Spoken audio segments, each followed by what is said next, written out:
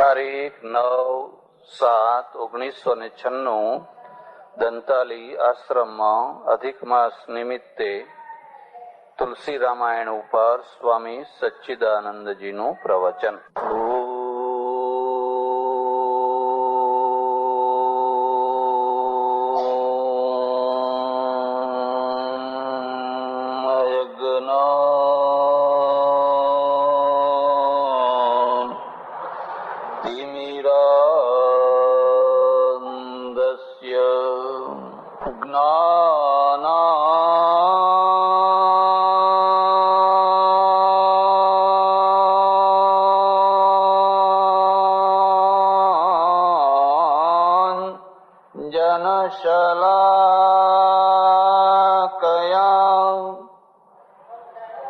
ચક્ષુરુન્મીલિતં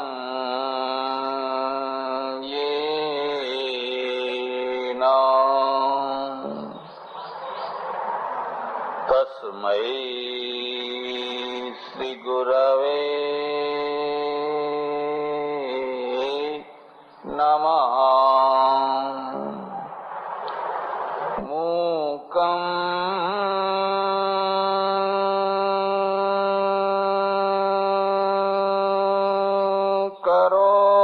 કરોતિ વાચાલં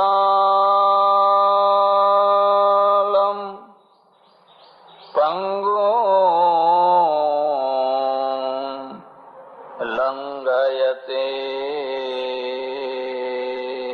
ગિરિં યત્કૃપાતમહં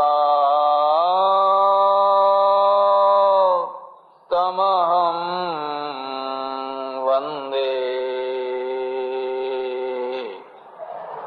પરમાનંદમાધવં. પ્રભુ વિના દિવસો ન જાય, જોઈ જોઈ થાકી વાટ લડી.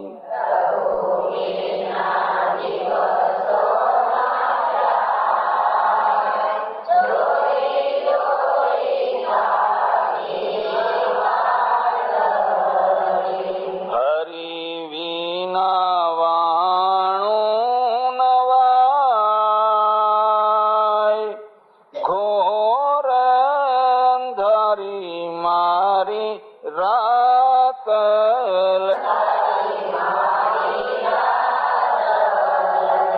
ભીમા પડ્યો ને કરમાયા ફૂલડા.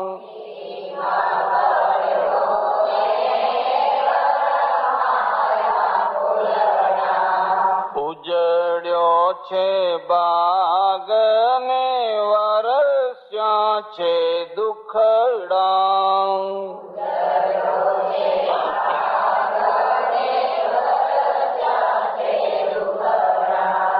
દુર્જન જોઈ જોઈ રાજી થાય મારા વાલા.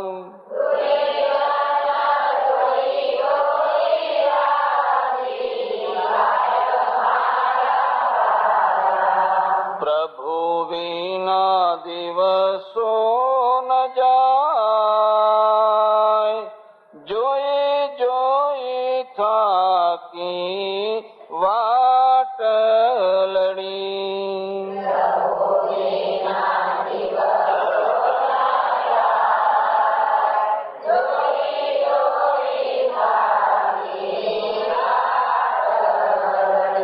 ભડકે બળે મારો પંછીનો માળો, ભડકે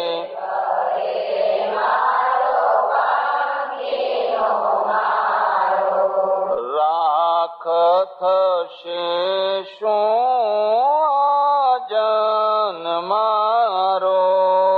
રાખ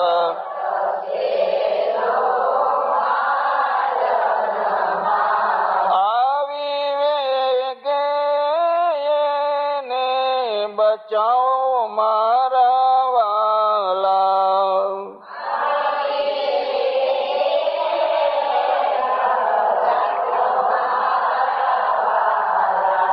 પ્રભુ વિના દિવસો ન જાય, જોઈ જોઈ થાકી વાટ લડી.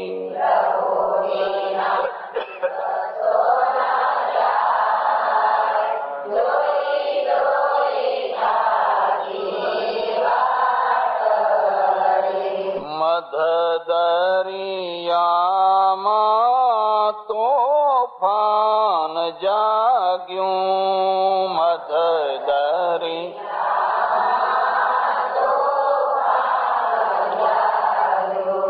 નાવડું મારું ડૂબવા લાગ્યું, નાવડું.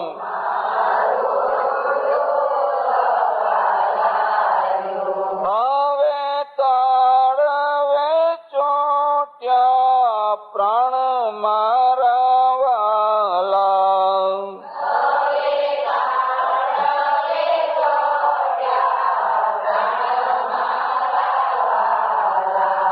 પ્રભુ વિના દિવસો ન જાય, જોઈ જોઈ થાકી વાટ લડી.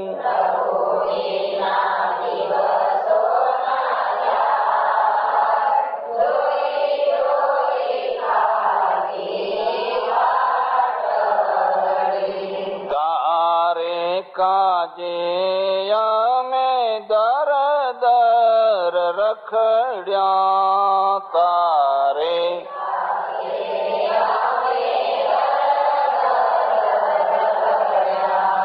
મોજો દુનિયાની છોડી પહેર્યા કપડા, મોજો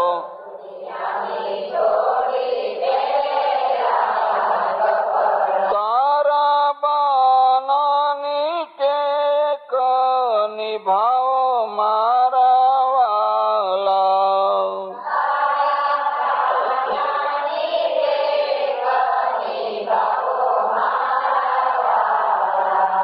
પ્રભુ વિના દિવસો ન જાય, જોઈ જોઈ થાકી વાટ લડી.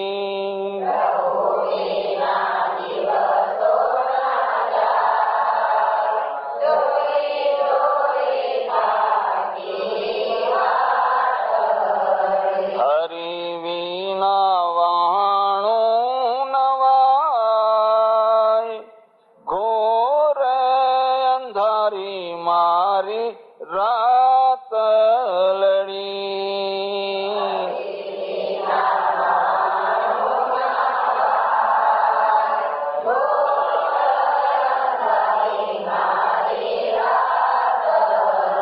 કૃષ્ણ કનૈયા રામચંદ્ર ભગવાન, ઉમાપતિ મહાદેવ, પવન સુત હનુમાન, સનાતન ધર્મ સદ્ગુરુ. નમઃ પાર્વતી પતે હર.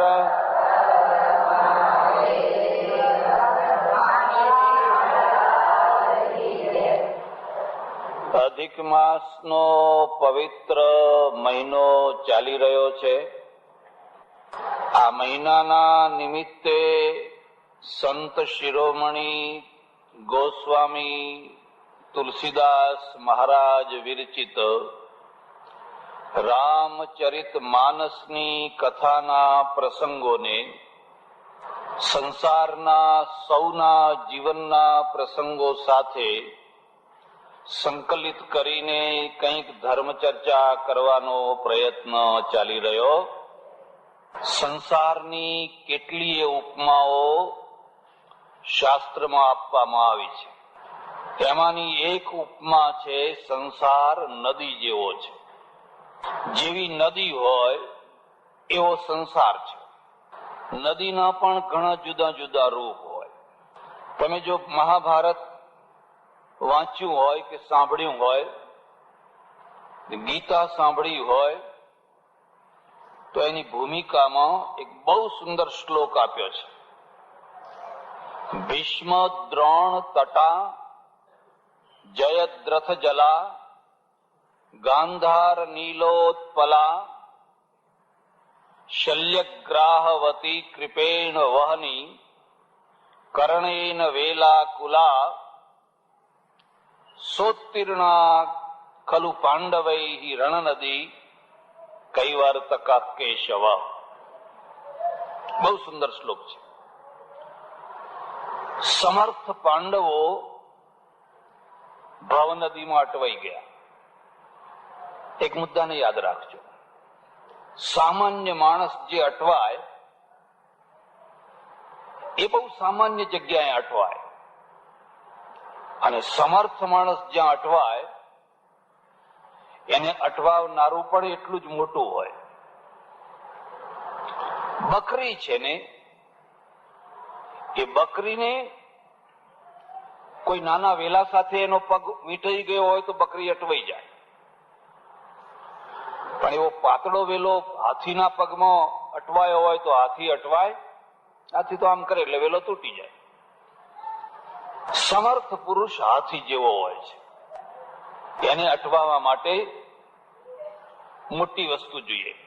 પાંડવો તો સમર્થ છે. અને ફરીથી કહું છું, સમર્થની જ કથા હોય, અસમર્થની કોઈ કથા હોય? સમર્થની જ કથા હોય. બીજો મુદ્દો, સમર્થની સુખની કથા ના હોય, સમર્થની દુઃખની કથા હોય. બિરલા શેઠ કેટલું ખાય છે, ટાટા કેવું જમે છે, કેવું સૂવે છે, એની કોઈ કથા ના હોય. સમર્થના સુખની કોઈ કથા ના હોય, સમર્થના દુઃખની કથા હોય. દુઃખમાંથી પરાક્રમ ઉભું થાય. તમારી જિંદગીમાં દુઃખ આવે જ નહીં તો કઈ પરાક્રમ કરવાનું નિમિત્ત મળે? ખાઈ પીને સુઈ જવાનું, રોજ ખાઈ પીને સુઈ જવાનું. પછી જુઓ, આ સમર્થમાં સમર્થ પાંડવોને તમે જુઓ, કેટલા શક્તિશાળી છે, કેટલા ભીમની ગદા, અર્જુનનું બાણ, સહદેવનું જ્ઞાન. આવા પુરુષો તમને દુનિયામાં જોવા ના મળે. પણ એક નદીમાં ફસાઈ ગયા. એ નદી કેવી હતી? એને બે કરાળ ભેખડો હતી. તમે સામાન્ય નદી આ મહીસાગર જઈને જુઓ ને, એવી નદી નહીં. બે કિનારે ઊંચી તોતિંગ 50, 100, 150 ફૂટના બે પહાડો ઉભા હોય, ભેખડો વાળા. એટલે કદાચ તમે તરીને કિનારે પહોંચો તો પણ બહાર નીકળી શકો? કિનારો જ નથી, એકદમ દિવાલ જેવી ભેખડો ઉભી છે. હવે ભેખડો ચડો કેવી રીતે? અને પેલી નદીનો વેગ છે. કોણ બે ભેખડો છે? ભીષ્મ દ્રોણ તટા. એક તરફ ભીષ્મની ભેખડ છે, બીજી તરફ દ્રોણની ભેખડ છે, અને આ વચ્ચેથી આમની પાંડવો વહી રહ્યા છે. જયદ્રથ જલા, અને જયદ્રથનું જળ ધમ ધમ ધમ ધમ ધમ કરતું વહી રહ્યું છે. પહાડી નદીઓ હોય એમાં એટલો વેગ હોય, એટલો વેગ હોય કે તમારો પગ ટકવા ના દે. અને એકવાર ધસમસતી નદીમાંથી જો પગ તમારો ઉખડી ગયો તો એ ફરી પગને તમે જમાવી શકો? ફરી પગને તમે જમાવી ન શકો. ફરી તમે આમ વાંકા વળીને પગને નીચે ન કરી શકો, ખેંચી નાખે તમને. આટલું હોય તો હજુ ઠીક છે. ગાંધાર નીલો પલા, એ નદીની અંદર, ગાંધાર એટલે શકુની, ગંધાર દેશનો હતો એટલે એનું નામ પડ્યું ગાંધાર. એમાં છુપાયેલા પથ્થર છે. એક દેખાતા પથ્થર હોય ને એક છુપાયેલા હોય. દેખાતા પથ્થરથી બહુ ડરવાનું નહીં, ઉલટો એમાં તો વિશ્રામ કરી શકાય. ચાલો હા, પેલા પથ્થરા ઉપર જઈને બેસશું તો વિશ્રામ મળશે. પણ આ તો છુપા પથ્થર છે. તમે વેગમાં જતા હો છુપા પથ્થર સાથે અથડાવ ને તો હાડકા ખોખરા થઈ જાય. શકુની જેવા સંતાઈ રહેલા, છુપાઈ રહેલા એવા પથરા કેટલાય આમાં છે. શલ્યગ્રાહવતી, અને શલ્ય જેવા ગ્રાહ છે, મકર છે, મગર છે. મોઢા ફાડીને આમ તરત તમને પકડી લે. શલ્યગ્રાહવતી કૃપેણ વહની કર્ણેન વેલાકુલા. કર્ણ જ કૃપાચાર્ય છે, એનો અંદર વેગ છે, અને કર્ણની ચકરીઓ ચાલી રહી છે. વેલાકુલા ભમરીઓ ચાલે ને, નદીની અંદર ચક્કર ઉભું થાય, અને ચક્કરમાં જો માણસ પડે તો બહાર નીકળી શકે? ચક્કર ચક્કર ચક્કર ચક્કર ચક્કર ફેરવ્યા કરે, નીચું લઈ જાય, મારી નાખે. સોતીર્ણ ખલુ પાંડવઈ રણ નદી. આટલી ભયંકર, આટલી વિકરાળ, આટલી દુઃખદાયી નદીમાં પાંડવો ફસાઈ ગયા, પણ તરી ગયા. કેમ તરી ગયા? કઈ વાર તકા કેશવ, કારણ કે એમનો કેવટ કોણ હતો? કેશવ હતો. એક સારો કેવટીયો મળી ગયો, એક સારો નાવ ચલાવનારો મળી ગયો.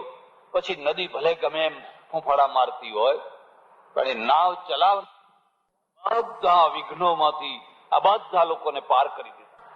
આ મુદ્દાને ધ્યાન રાખજો. તમને જિંદગીમાં શું મળ્યું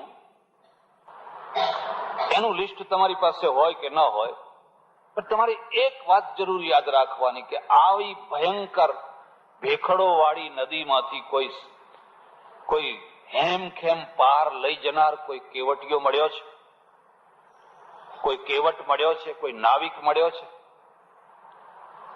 રાષ્ટ્ર હોય તો રાષ્ટ્ર, કુટુંબ હોય તો કુટુંબ, ઘર હોય તો ઘર, પરિવાર હોય તો પરિવાર, કોઈને કોઈ ટાઈમે આવી નદીમાં ફસાતું જ હોય છે. એક બીજો મુદ્દો યાદ રાખજો. વિઘ્નો જ્યારે આવે, પરિવાર સાથે આવે. કદી એકલું વિઘ્ન આવે? એના આખા પરિવારને લઈને આવે. તમે જાણો કે આ એક આવ્યું છે પારે નહીં, હજુ એના બાલ બચ્ચા બહુ મોટા છે. 3 સાંધો ત્યાં 13 તૂટે. અને જયારે સુખ આવે ને ત્યારે 13 ને તોડો તો આપોઆપ સંધાઈ જાય. તમારે સાધવા ના પડે, આપોઆપ સંધાઈ જાય. ઘટમાળ એવી છે. એટલે એક માણસ એવો રાખવાનો. ચંદ્રગુપ્તે ચાણક્યને રાખ્યા, અને ચાણક્ય કેટલી વાર નદી પાર કરાવી દીધી. રાષ્ટ્રનો ઉદ્ધાર થયો. એ કહેવત છે.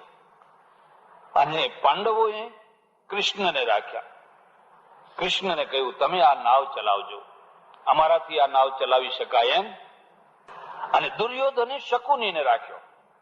દુર્યોધને કહ્યું કે એ શકુની, અમારી નાવ હવે તું. એને ડૂબાડી, સારી રીતે ડૂબાડી. એટલે સંસારની ઉપમા છે ને નદીની. બીજી વાતને તમે સમજો. નદીના 2 કિનારા છે, અને બંને કિનારા કદી ભેગા નથી થતા. થાય છે?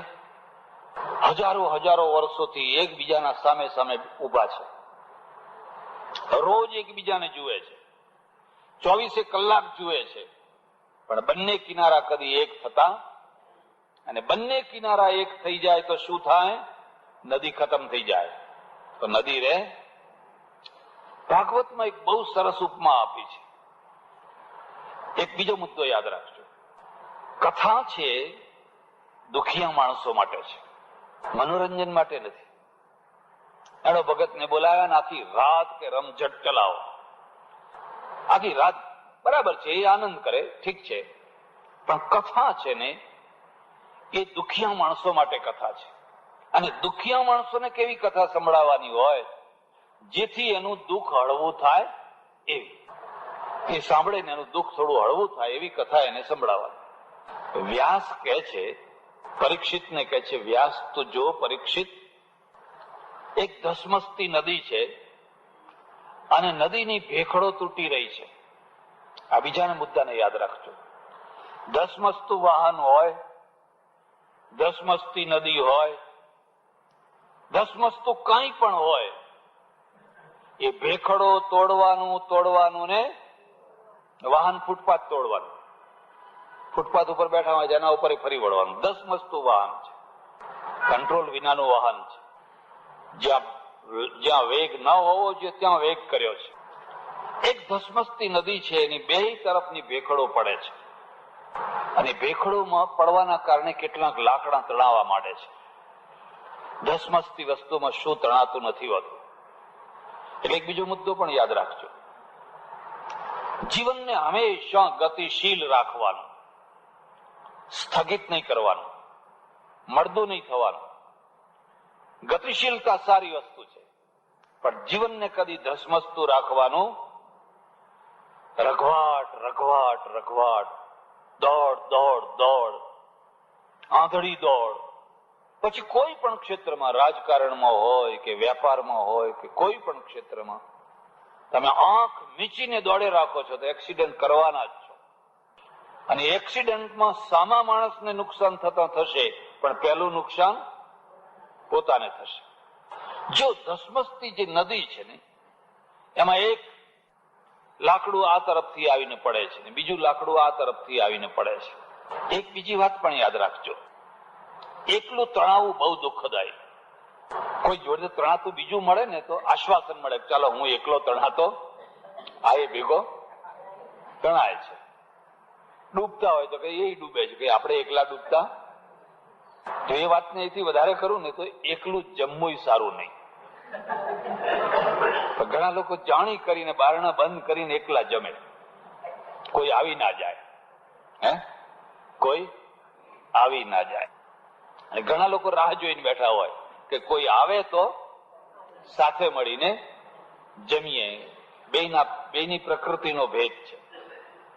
એકલું લાકડું તણાઈ રહ્યું છે અને એકલું હંમેશા વિચારવું હોય. નોંધ કરજો, એકલું હંમેશા વિચારવું હોય. ગામમાં રહેતા હોય ને તમે એકલા હો, કોઈ સાથ ના હોય, કોઈ ટેકો ના હોય, બધા હેરાન કરે, બધા દાદાગીરી કરે. જાણે છે કે આના સાથે કોઈ પાછળ પીઠ બળતો કોઈ છે નહીં, એટલે બધા એને ડરાવે, બધા એને દબાવે. આ જીભ બિચારી એકલી જ છે ને. અને પેલા દાંત 32 દાંત, અને 32 પથ્થર જેવા પાછા. અને પેલી પોચી બિચારી બિલકુલ લુલી પોચી. જયારે જુઓ ત્યારે દાંત દબડાયા કરે, હરખી રહેજે, હરખી રહેજે, હરખી રહેજે. આ દુનિયાનો એક નિયમ છે. સિંહને કોઈ દબડાવા જતું, વાઘને કોઈ દબડાવા ના જાય. કોણને દબડાવા જાય? જે ગરીબ હોય, જે નિર્બળ હોય, જે દુર્બળ હોય. રૂઆબ તો કરવો જ છે ને. હવે રૂઆબ કરવાની એક જગ્યા જોઈએ ને. જો ઘરવાળી દુર્બળ હોય તો ભાઈના ઉપર રૂઆબ કરે, જબરો રૂઆબ કરે. પણ ઘરવાળી જો વાઘણો હોય, ઈંટનો જવાબ પથ્થરથી આપે એવી હોય, ભાઈ ઠંડા થઈ જાય, છંછેડશો નહીં, એને છંછેડશો. દરેકને દબડાવવા માટે, રૂઆબ કરવા માટે એક જગ્યા જોઈએ. કે પેલું બિચારું એકલું લાકડું તણાયા કરે. અને એકાકીપણું, એકલાપણું, અસહાયપણું, નિર્બળપણું બહુ દુઃખદાયી છે. એટલામાં તણાતું તણાતું એક બીજું લાકડું આવ્યું. આ બીજી વાતને સમજજો. તમે એકલાપણાના દુઃખી હોવ ને જો તમને બીજું મળે ને, તમને બહુ મોટું આશ્વાસન મળે, બહુ ટેકો મળે, બહુ હૂંફ મળે, ઓથ મળે. આ શબ્દો એટલા માટે વાપરેલા છે. એટલે બીજું લાકડું આવ્યું ને એટલે ખુશ થઈ ગયો. હા ચાલો હવે એક બીજું. બે ભેગા થઈ ગયા અને ભેગા તણાવવા મળ્યા. તણાય વાંધો નહીં, ભેગા તણાવો. ખાસો લાંબો ટાઈમ સુધી તણાયા. અને તણાતા તણાતા પણ બે કિલ્લોલ કરવા લાગ્યા, બે આનંદ કરવા લાગ્યા. મુદ્દાને સમજજો. ઘણા લોકો સુખમાં જાણી કરીને દુઃખી થાય છે અને ઘણા લોકો દુઃખમાં જાણી કરીને સુખી થાય છે. ભગવાને એમને સુખનો ઢગલો આપ્યો છે. આરસપાનનો મહેલ છે, ખાવાનું પીવાનું, કપડા લત્તા, પરિવાર બધું છે, બધું છે. પણ એમાં રહેનારા માણસો જાણી કરીને દુઃખી થાય છે. જાણી કરીને કેમ દુઃખી થાય છે? એ કદી પણ શું મળ્યું છે એની નોંધ નથી લેતા, પણ શું નથી મળ્યું એની નોંધ લે કરે છે. શું નથી મળ્યું એક માણસ મને કે મહારાજ ફલાણાના જેવો હું ક્યારે થઈશ? ફલાણા એટલે એનાથી ઊંચો, એના જેવો હું ક્યારે થઈશ? એ કોઈ એના જેવો તો તું આ જન્મે તો થવાનો, પણ પેલાના જેવો થવાની તૈયારીમાં છે. પેલો એટલે એનાથી ઘણો નીચે. મેં આજે ઝાડુ લગાવે ને એના જેવો થવાની તૈયારીમાં છે. મને કે તમે આવું કહો છો? મેં કહ્યું તું આવું બોલાવડાવે મારી પાસે? તું એવી કેમ અપેક્ષા? તારી પાસે શું નથી? તને શું નથી મળ્યું? તને બધું મળ્યું છે. ઘણા તો રોતા જ હોય, જયારે જો ત્યારે રોતા. ખાતી વખતે રોતા હોય, ઊંઘતી વખતે. કોઈ એમના ત્યાં મહેમાન થઈને આવ્યા નહીં કે રડવાનું શરૂ કર્યું, તરત જ રોવાનું શરૂ કરી દે. મારા જેવો કોઈ માણસ જાય તો ચહેરો ઉતારીને બેઠા હોય. મેં કીધું કેમ ભાઈ, કઈ દુખી લાગો છો? 3 દિવસથી ભેંસ દોવા દેતી. અરે નહીં દોવા દે તો કઈ નહીં, અમે ચોથા દાડે દોવા દેશે. પણ કે 3 દિવસથી ખાવાનું ભાવતું, આ ભેંસને કંઈક થઈ ગયું છે. ઘણા લોકોના સ્વભાવની અંદર જ દુઃખ હોય છે. એમને ઉપરથી ભગવાન આવે તો સુખી કરી શકે, એમની પ્રકૃતિમાં એના સ્વભાવમાં જ દુઃખ છે. તો કેટલાક લોકો એવા હોય કે ગમે એવા દુઃખમાં હોય તો બાદશાહીથી જીવતા હોય, ગમે એવા રોગ થયા હોય, ગમે એવું થયું હોય, ભાઈ આનંદથી મસ્તીથી જીવતા હોય. માથા ઉપર દેવું ભડકતું હોય પણ બાસમતી ચોખા ખાવાના. એક સજ્જનના ત્યાં ગયા, સરસ રસોઈ બનાવેલી, બાસમતી ચોખા. મેં કહું હો, આ બધું કોઈ મહેમાન પરણો આવતા હશે ત્યારે તમે આવા બાસમતી ચોખા કરતા હશો. મને કે ના, 360 દિવસ અમારે તો બાસમતી ચોખા જ ખાવાના. મેં કહું બહુ પૈસાદાર લાગો છો, બહુ સુખી માણસ લાગો. મને કે દેવાનો પાર નથી. એમ માથા ઉપર જેટલા વાળ છે ને એટલું દેવું છે, તો પછી બાસમતી ચોખા શું કામ કહો છો? મને કઈ ખાવાનું એટલે ખાવાનું હોય, આટલા છે એના ભેગા 2 વધારે દેવાદાર, 2નું વધારે દેવું કરશું. પણ આમાં કઈ ફેર પાડવાનો, અરે રે હવે શું કરશું, અરે રે હવે શું કરશું, અરે રે હવે શું કરશું, કઈ નહીં, જે થવું હશે.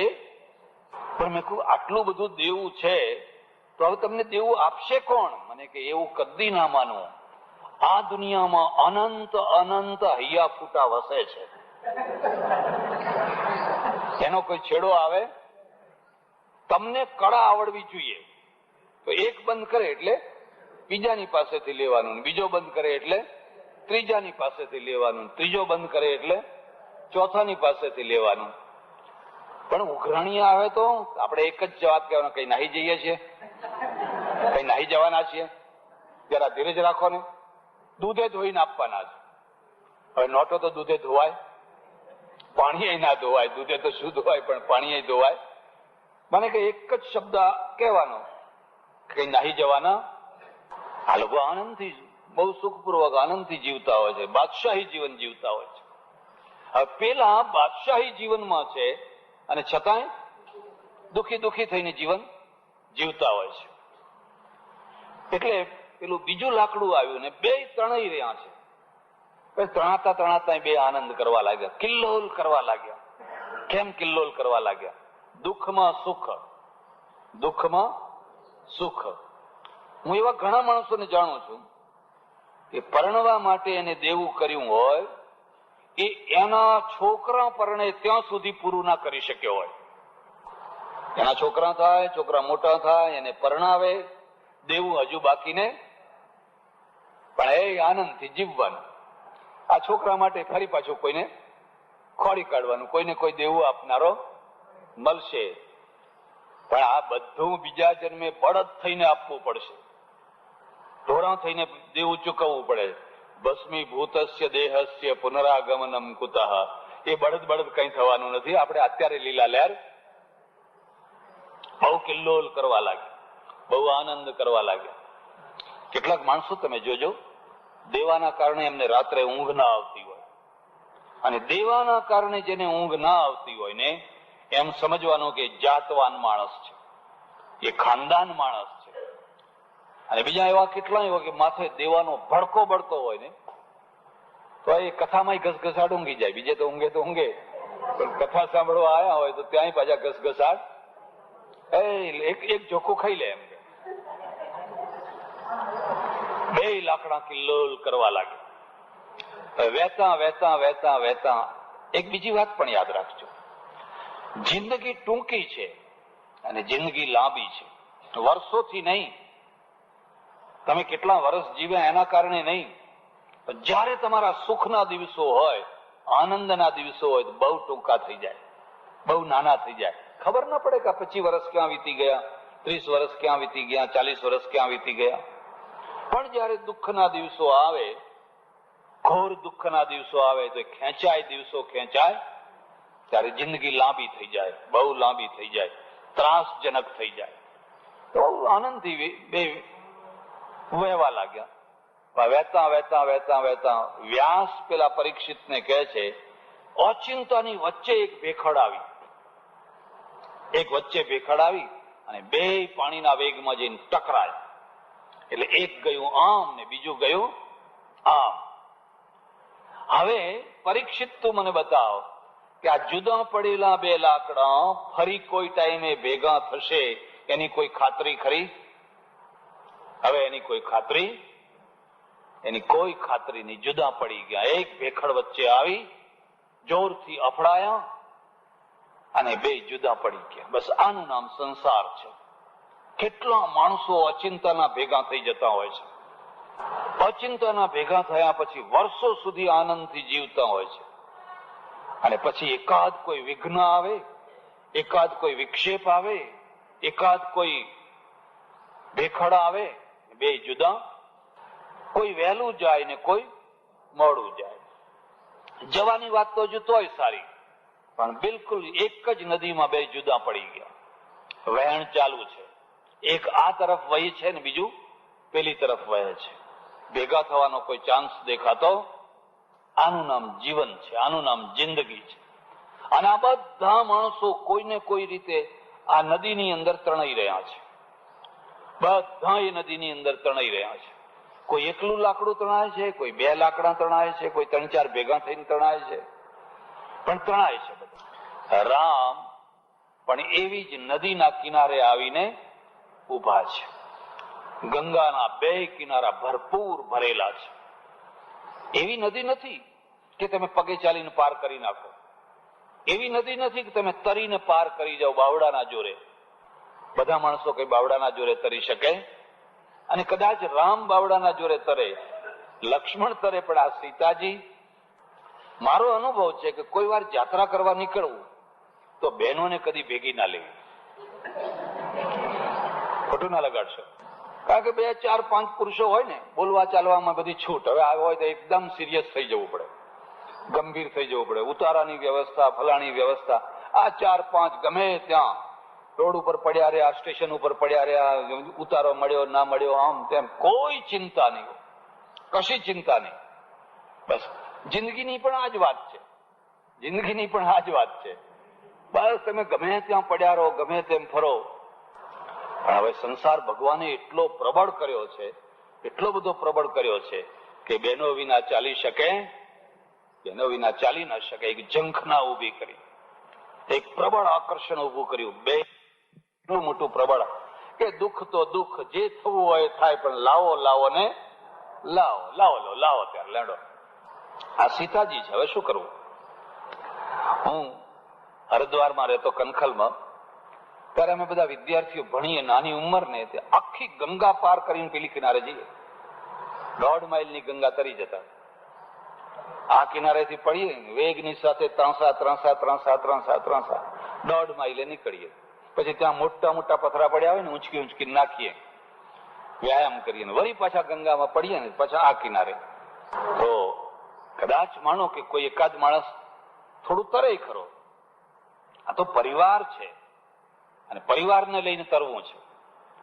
એકલો માણસ નદી પાર કરે એમાં કોઈ બહુ મોટી મહત્વની વાત નથી, પણ જેના આધારે ઘણો પરિવાર ચોંટેલો છે. તમે એકલા મુંબઈ જાઓ ને, હળિયા પકડીને ચાલ્યો જાવ, પકડો પહોંચી જાઓ મુંબઈ, છાપરા ઉપર બેસીને ચાલી જાઓ. પણ આખો પરિવારને બધાને છાપરા ઉપર ચડાવાય ખરા? ચલો બધા છાપરા ઉપર, પકડો બધા સળિયા, ચાલી શકે? આ બીજી વાતને સમજો. તમારું જે મગજ, તમારું જે મસ્તિષ્ક છે ને, એ 2 જગ્યાએ સુધરતું હોય છે, 2 જગ્યાએ એ ડાયું થતું હોય છે. અને 2 જગ્યાએ જો એ ડાયું ના થયું તો ત્રીજી કોઈ જગ્યા ડાયા થવાની નથી. ગમે એટલું બગડેલું ખરાબ મગજ હોય પણ એ લગ્ન કરીને આવે ને એટલે પહેલા એને મગજને સુધારવાનો પહેલો મોકો મળ્યો. અત્યાર સુધી આખા ગામમાં એ ઝઘડો કરે, લડે, ઝઘડે, ગાળો બોલે, વ્યસન કરે, મોડો આવે, પણ સુઈ જાય, આમ સુઈ જાય. હવે ઘરમાં એક જવાબદારી આવે એટલે હવે વિચાર કરે કે હવે આપણાથી એવું લડાઈ ઝઘડો કરાય. આ એક બીજી વાતને પણ યાદ રાખજો, સ્ત્રીનું નામ જ આબરૂ છે. સ્ત્રી એટલે આબરૂ, પુરુષ એટલે આબરૂ નાખો તોય ચાલે. હા, સ્ત્રીની આબરૂ પુરુષની મુઠ્ઠીમાં, પુરુષના હાથમાં, એટલે જવાબદારી પુરુષની. સ્ત્રી એટલે આબરૂ. હવે આબરૂદાર થયો, હવે એનાથી રખડાય નહીં. એટલે આપોઆપ જોઈજો તમે, ઘણા ગાંડા માણસો પરણ્યા પછી મોટા ભાગના ડાયા થઈ જતા હોય છે. ડાયા થવું જ પડે, પણ કદાચ એમાંય ડાયો ન થયો તો એ માણસ જયારે બાપ બને, ઘરમાં એક ત્રીજું માણસ આવે એટલે એને ડાયું થવું પડે કે હવે તો આ છોકરો થયો, વિસ્તાર થયો, પરિવાર થયો, એ બધાને રડવા, કમાવા, એ મોટા થાય, એમને ભણાવવા, એમને પરણાવવા. જો આપણે હરખા નહીં રહીએ તો લોકોમાં આપણી પ્રતિષ્ઠા જામશે, અને જો આપણી પ્રતિષ્ઠા નહીં જામે તો આ બધા ભવ સંસારની અંદર રખડી પડશે. એટલે ડાયા થવાની આ બે કાળ આવે, બે મોકા આવે, અને આ બે મોકા પછી પણ જે ડાયો ના થાય ને એને ઉપરથી બ્રહ્મા આવે તો કોઈ ડાયો બનાવી શકે. માગી નાવટ ને કેવટ આના, એટલે રામ, લક્ષ્મણ અને સીતા આ ત્રણેય નદીના કિનારે ઉભા છે. એ પેલો કેવટ છે ને ઉભો જોયા કરે છે, ભાઈ નાવ લઈ આવ, મારે તારી નાવની જરૂર છે, તું નાવ લઈ આવ. કેવટે કહ્યું, ના, હું નાવ લાવવાનો. કેમ નાવ નથી લાવવાના? મેં એવી વાત સાંભળી છે કે તમારા પગની ધૂળ જેના ઉપર પડે છે ને એ સ્ત્રી થઈ જાય છે, નારી થઈ જાય છે. શિલા ઉપર પડી તો અહલ્યા થઈ ગઈ, અને મારી નાવ ઉપર પડે તો મારી નાવ પણ. તમારે બે સ્ત્રીઓનું ભરણ પોષણ કેવી રીતે કરવું? રામે બહુ સમજાવ્યું કે એવું નથી ભાઈ, એ ખોટી વાત છે, એવું નથી. એ તો એકાદ વાર કામ કરે, કઈ રોજ કામ કરે? રોજ કઈ કામ ના કરે. આશીર્વાદે એકાદ વાર કામ કરે, કઈ રોજ આશીર્વાદ કામ કરે? રોજ આશીર્વાદ ના કામ. એક ગામની અંદર એક મહારાજ કથા કરે અને ગામ બહુ પ્રભાવિત થયું. આખું ગામ રાજી ખુશ થઈ ગયું મહારાજના પ્રભાવથી. એટલામાં એક બીજા મહારાજ આવ્યા. આ બીજા મુદ્દાને સમજજો. બે સાધુઓ અંદર જેટલું લડે ને એટલું બે સંસારીઓ ના લડે. જેટલો ત્યાગ વધારે ને એટલી લડાઈ વધારે. ત્યાગ ઓછો હોય તો લડાઈ ઓછી થાય. સંસારીઓ એટલું બધું લડે નહીં, કારણ કે લડવાના પરિણામ ભોગવવા પડે. જો આ બે લડશે તો આ ઘર ઉપર અસર પડશે, પરિવાર ઉપર અસર પડશે, છોકરા ચિયા ઉપર અસર પડશે, દુકાન ઉપર અસર પડશે. એટલે ગમ થઈ જાય, ભલે બોલ્યા, ચૂપ થઈ જાઓ. હવે અહીં તો કોઈ અસર પડવાની જ નથી ને. અહીં તો કોઈની અસર પડવાની આગળ પાછળ કઈ છે? એટલે તુંબા લઈ લે, ચીપિયા લઈ લે, કઈનું કઈ કરી નાખે. કારણ કે બિલકુલ જવાબદારી વિનાનું જીવન છે. પેલાને તો જવાબદારી છે, એને ગુસ્સો ઘણો આવે, મારવાની ઈચ્છા થાય, પણ ખબર પડે પછી આપણે હાથકડી તકશે, પોલીસમાં જવું પડશે ને આ બધું બહુ દુઃખ આવશે, ના મારે ગમ ખાઈ જાવ. એટલે આ કોઈ યોગ સાધનાથી ગમ નથી ખાતા, એ પરિણામના ડરથી ગમ ખાઈ રહ્યા છે. અહીં પરિણામનો કોઈ ડર નથી. એક બીજી વાત પણ યાદ રાખજો, લડવાનો જયારે મોટો નિમિત્તો ના હોય તોય માણસ લડવાનો, પણ નાના નિમિત્તે લડવાનો. પેલા મોટા નિમિત્તે લડે, રાજા મહારાજાઓ લડે તો રાજપાટ માટે લડે. મોટા નિમિત્તો હોય કે આ રાજ લઈ લેવું છે, આ રાજ લઈ લેવું છે, આ રાજ લઈ લેવું છે. અને હવે રાજપાટ ન હોય, એવી કોઈ મહત્વાકાંક્ષા ન હોય, એવું કશું ન હોય, હવે લડવું કેવી રીતે? કે તું બારી આગળ કેમ સુઈ ગયો, મારે બારી આગળ સુવું છે. આસન લગાવવા માટે લડે. ખાલી આટલું જ હોય, અહીં તારું આસન કેમ, મારું આસન અહીં લગાવવું છે. ઋષિકેશની અંદર કાલી કમલી વાળા ક્ષેત્રમાંથી ભિક્ષા લે, અને ભિક્ષા લઈ અને ગંગા કિનારે જાય, અને ગંગા કિનારાના પથરા ઉપર બેસીને જમે. પણ મારા પથરા ઉપર જો પહેલા બીજો આવીને કોઈ બેસી ગયો હોય ये मेरा पत्थर है, तुम यहां कैसे बैठे हो? અડધા કલાક માટે બેસવાનું હોય, પણ મારા પથ્થર ઉપર તું આવીને કેમ બેઠો? પેલા રાજા મહારાજા શા માટે લડે? રાજપાટ મળે. અને આ લોકો શા માટે લડે? કંઈક લડવું જ છે, લડ્યા વિના રહેવાનું આ માણસની પ્રકૃતિ છે, લડવાનું જ છે. મોટું નિમિત્ત ના હોય તો પછી નાના નિમિત્તે. આ પુરુષો છે ને, એ પુરુષો લડે, ભાઈઓ ભાઈઓ લડે. મિલકત વેચવી હોય, આ હોય, પેલું મોટો બંગલો કોણ લે, નાનો બંગલો કોણ લે, ફલાણી ગાડી કોણ લે, એના માટે લડે. અને ઘરમાં જે બહેનો લડે ને, એ શા માટે લડે ખબર છે? કે આ નાની તપેલી કેમ ચડાવી, મોટી તપેલી મૂકવાની હતી, નાની તપેલી કેમ મૂકી? આજ 2 કિલો દૂધ લેવાનું હતું તો 1.5 કિલો જ કેમ લીધું? હવે આ નાની નાની બાબત માટે લડે. કારણ કે એમના મગજમાં મોટી વાતો, એમનું ક્ષેત્ર જ નાનું છે, ક્ષેત્ર જ નાનું છે. અને જેનું ક્ષેત્ર જ, હવે પેલા પુરુષોને કઈક તપેલીઓ માટે લડો, હાડો, મોટી પેઢીએ બેઠેલા હોય, ટાટા બિરલા બધા હોય, એ તપેલીઓ માટે લડે ખરા?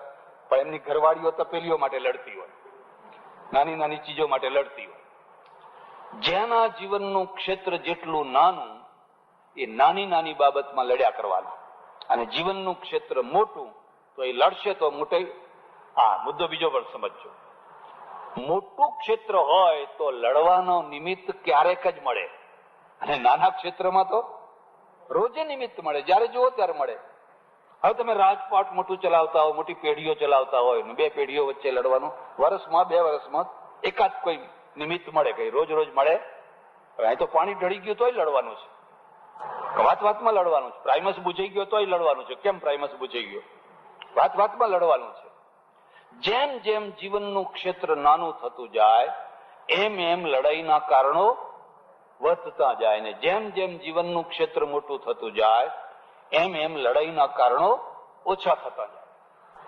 એટલે રામ છે ને, રામે કહ્યું, ભાઈ તું આવ ને અમને લઈ જા. ના કે તમારા ચરણના ધૂળથી વસ્તુ સ્ત્રી થઈ જાય છે, કે ના ના, એવું રોજ રોજ નથી થતું હતું. તો એ ગામમાં મહાત્મા કથા કરે, અને બહુ પ્રભાવ થયેલો, બહુ જામેલી વાત. આ બીજા મુદ્દાને પણ સમજજો. સહન શક્તિનો શું અર્થ છે?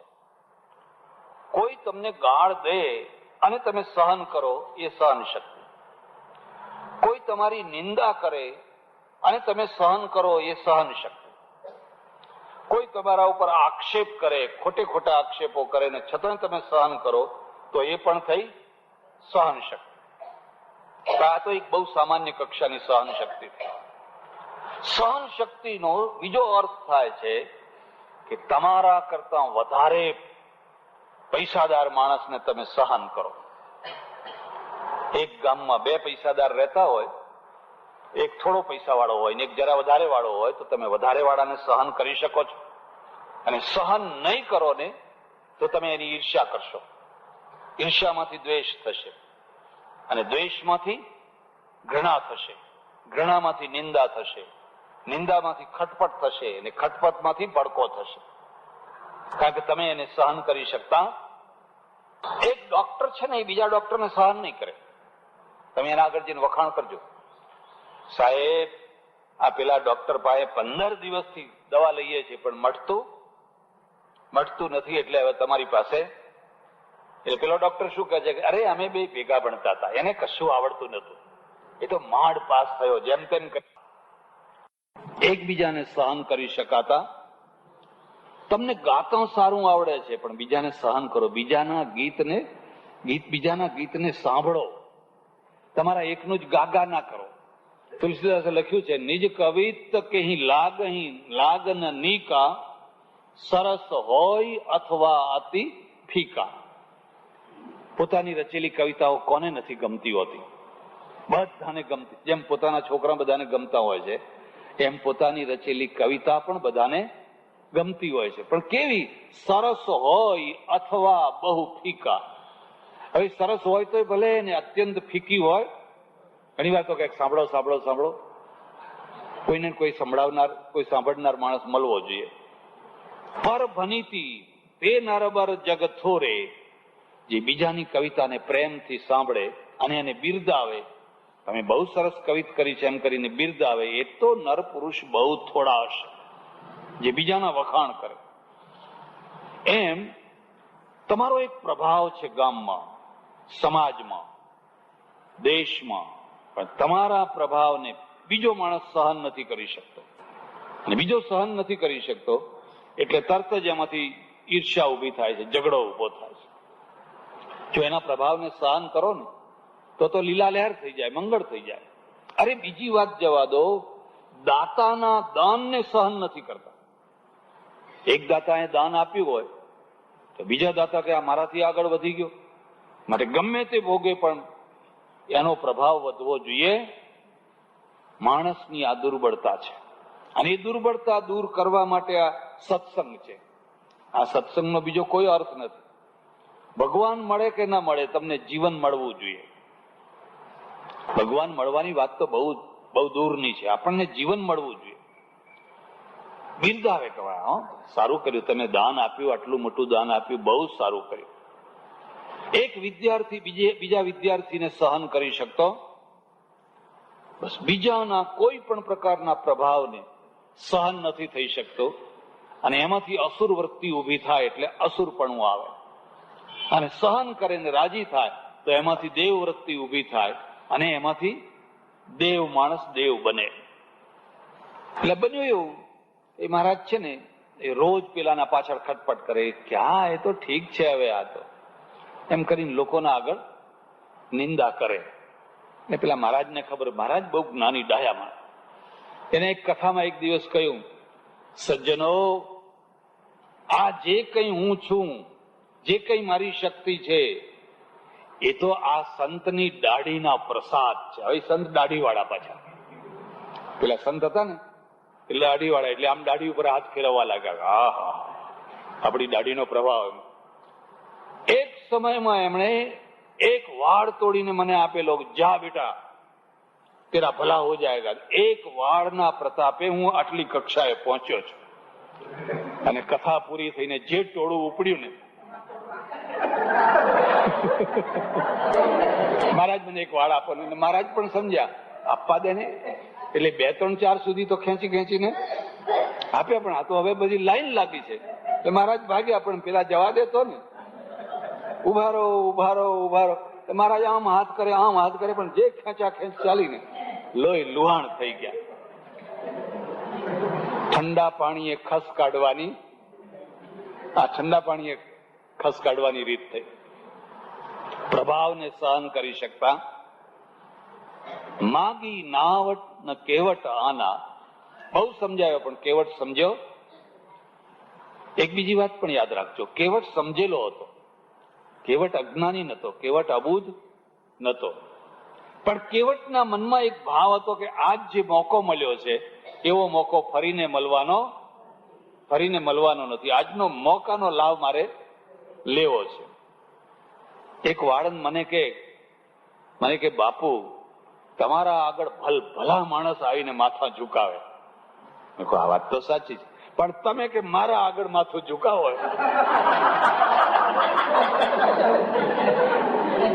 મેં કહ્યું એ વાત સાચી છે. અરે મોટા ગમે એવા મોટા હોય તો મારા, મેં કહ્યું એ વાત સારી સાચી છે. એટલે અમે કે જયારે આવા કોઈ મોટા મહાત્મા હાથમાં આવે ને તો જાણી કરીને માથું નીચું કરી, આજે આમ જાણી કરીને કરી. તો આવો મોકો ફરીને આવવાનો. એટલે કેવટ કોઈ અજ્ઞાની પુરુષ નથી, કેવટ તો જ્ઞાની છે. પણ એને ખબર છે કે આ રામ કઈ ફરીને ગંગા કિનારે આવશે નહીં, અને આવશે તો કે વારંવાર મારો મોકો લાગવાનો. આજની ઘડી રળિયામણી. સહજાનંદ સ્વામી હતા, બહુ સરસ જીવન ચરિત્ર. એમના જીવન ચરિત્રમાંથી એટલું બધું શીખવાનું. તો એમના ત્યાં એક ગોર મહારાજ આવે, બ્રાહ્મણ આવે, વારંવાર આવે. એ મહારાજ કઈ ને કઈ આપે એમને, જાણે કે આ કઈક આશા રાખીને આવ્યા હોય, એ કઈ નું કઈ આપે રાખે. બન્યું એવું કે એક દિવસ ક્યાંકથી આવે અને સાંજ પડી ગઈ, એટલે મનમાં થયું ચાલો ત્યારે હવે આજે આ ગોરના ત્યાં રાત રહીએ. ઓળખીતા માણસ હોય એટલે એમ થાય કે આજે ગોરના ત્યાં રાત રહીએ. હવે મહારાજની સાથે 5-10 માણસો પાછા તો ઘોડી ઉપર બેસતા, માણકી ઘોડી ઉપર 5-10 માણસો બીજા હોય એટલે પેલા ગોરના આંગણે ઉભા રહીને બૂમ પાડી ફલાણા ગોર, ફલાણા ગોર, ફલાણા ગોર. એટલે ગોરે અંદરથી જોયું કે આ તો મહારાજ આવ્યા એમ, 8-10 માણસો છે અને આ ખર્ચો કરાવશે આપણને. એટલે એને પેલી છોડીને કહ્યું જ્યાં જઈને કહી આય કે મારા બાપા ઘરમાં બહાર ગયા છે, એ કઈક બહાર ગયા છે, મારા ઘરમાં આવા ઘણા લોકો હોય, ઘરમાં હોય ને બારીએ જઈને કેવડાવી દે, કહી દે. એટલે પેલી છોડી આવીને કહ્યું કે મારા બાપુ તો બહાર ગયા છે, ઘરમાં છે. મહારાજ તો જાણતા હતા ઘરમાં બેઠો છે, એ તો જાણતા હતા કે અંદર બેઠો બેઠો. એક બીજી વાત પણ યાદ રાખજો. પહેલી વાત તો એ છે કે જિંદગીમાં બને તો કદી ભિખારી ના થવું. જો ઈશ્વર લાજ રાખે તો બને ત્યાં સુધી કદી પણ કોઈની પાસે ભીખ માગવી પડે એવી દશા ના સ્વીકારવી. થોડામાં ચલાવવું, જેમ તેમ ચલાવી લેવું, પણ ભિખારી ના થવું. પણ કદાચ ભિખારી થવું પડે તો દાના ભિખારી થવું, અમીર ભિખારી થવું. અમીર ભિખારીનો અર્થ સમજો છો? વાતમાં વાત કહી દઉં તમને. શિવ ને પાર્વતી ઉપરથી જાય એટલે બધું નીચે જોતા જોતા જોતા જાય. પતિ પત્ની બે જતા હોય ને એટલે પેલો પતિ છે ને એ પત્નીને બધું સંભળાવે. કે ઘણી વાર તો પત્ની જ બધું સંભળાવતી હોય, કારણ કે એની પાસે બોલવાનું ઘણું હોય, ઘણું બધું બોલવાનું ભેગું થયું હોય. એટલે પેલો હું કર્યા કરતો હોય. સ્કૂલમાં જઈ પેલા વિદ્યાર્થીને પેલા પ્રોફેસરે પૂછ્યું, શિક્ષકે પૂછ્યું, બોલ છોકરા ઉભો થાય. એમ ગન એટલે શું? ગન એટલે બંદૂક હોય ને. ગન એટલે શું? કે પપ્પા. હે? અને મશીન ગન એટલે કે મમ્મી. કે જેમાંથી એક જ કારતૂસ નીકળે એ પપ્પા કહેવાય, અને જેમાંથી ધાડ ધાડ ધાડ ધાડ ધાડ ધાડ ધાડ કારતૂસોનો મારો થયા કરતો હોય ને એનું નામ કહેવાય. મારા મમ્મી જયારે બોલે ત્યારે મશીન ગન ચાલતું હોય છે, અને પપ્પાને તો માંડ એક વાક્ય નીકળે છે. શિવ છે ને એ પાર્વતીને બધું બતાવતા બતાવતા બતાવતા બધા ફરી રહ્યા છે. એટલામાં એમણે નીચે સ્મશાન જોયું, અને સ્મશાનના આગળ એક યોગીને, એક સાધુને, એક વિરક્ત ને એક તપસ્વીને ત્યાં સ્મશાનમાં બેઠેલા જોયા. એટલે શિવે કહ્યું, પાર્વતી તારે વૈરાગ્યનું મૂર્તિમંત રૂપ જોવું છે તો કે બતાવો. વૈરાગ્યનું મૂર્તિમંત રૂપ કે જો પેલો જે સ્મશાન આગળ બેઠો છે ને માણસ, એ ભર્તુહરી છે. 92 લાખ માળવાનો ધણી ભર્તુહરી છે. પણ એની અત્યંત વાલી જે પિંગળાને, એ પિંગળાએ વિશ્વાસઘાત કર્યો, દગો કર્યો, અને કાળજામાં લાત મારીને એટલે હવે એ યોગીના રૂપમાં ભટક્યા કરે. 3 દિવસનો ભૂખ્યો છે. 3 દિવસથી એને એક અનાજનો દાણો ખાધો નથી. ઓહો! ત્રીજા દિવસે એને કોઈ સ્મશાનમાં પેલા પિંડ મૂક્યા હોય ને, એ પિંડ કોઈના મૂકેલા છે ને લોકો અગ્નિદાહ આપીને ભાગી ગયા, જતા રહ્યા છે, સાંજ પડી ગઈ છે. તો એ મૂકેલા જે પિંડ છે ને, એ પિંડના ગોળા એ સ્મશાનમાં ચિતામાં શેકી અને ખાવાની તૈયારી કરી રહ્યો છે. 3 દિવસ થયા છે ખાધાને. તું ત્યાં ઉભી રહે, હું જરા જોઉં છું. શિવ છે ને આ સાધુ યોગીનું રૂપ લઈને આલેખ કરીને જઈને ઉભા રહ્યા.